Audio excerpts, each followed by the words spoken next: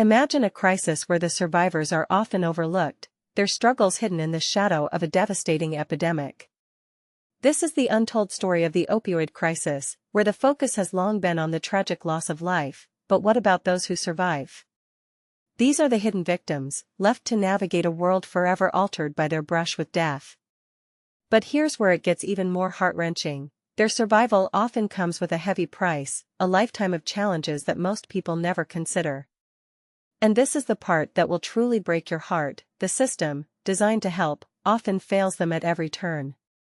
Consider the story of John Brian J.B. Jarrett, a young man with a bright future ahead of him. On a Saturday morning in September 2020, he was supposed to be fishing, a plan he shared excitedly with his mother, Jessica, the night before.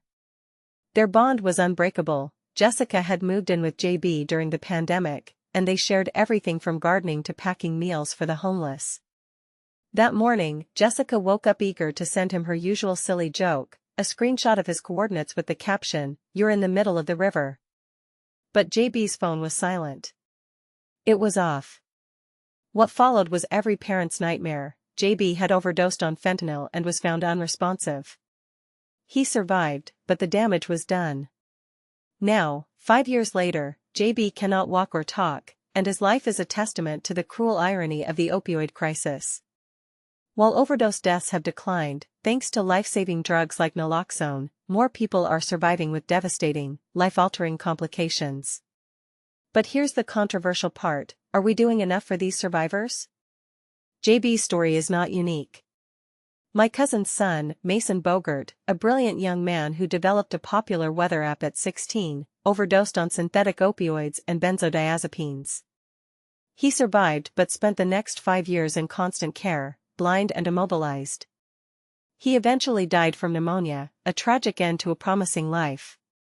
The CDC estimates that for every fatal overdose, there are 15 non-fatal ones, putting the number of survivors at over 1 million annually.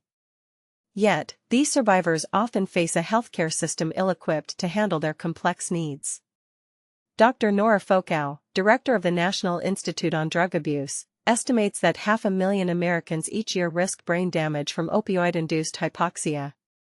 These injuries can manifest in subtle but life-altering ways, such as memory loss or diminished executive function, making it difficult for survivors to hold down a job or fully participate in addiction recovery. Severe cases, like JB's and Mason's, can drain families of their financial and emotional resources. Surviving an overdose can leave families fighting a different kind of crisis, one measured not in deaths, but in years of care. Here's where it gets even more contentious: many families feel judged and misunderstood by the medical community. Jessica recalls doctors urging her to withdraw life support for JB, even suggesting organ donation.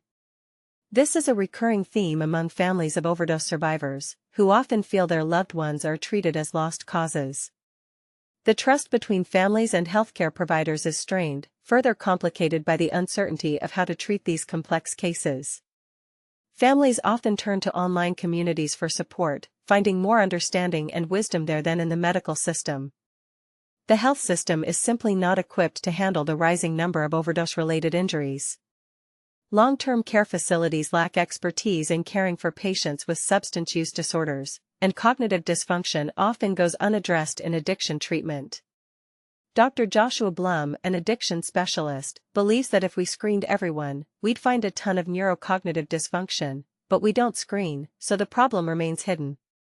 So, what can we do? This is the question that haunts every family and every survivor. Is it enough to save a life if we cannot ensure a quality of life afterward? Should we be doing more to support these survivors and their families? These are the thought-provoking questions that demand our attention and action. The opioid crisis is not just about the lives lost, it's about the lives forever changed. And it's time we start paying attention to the hidden victims, the ones who lived,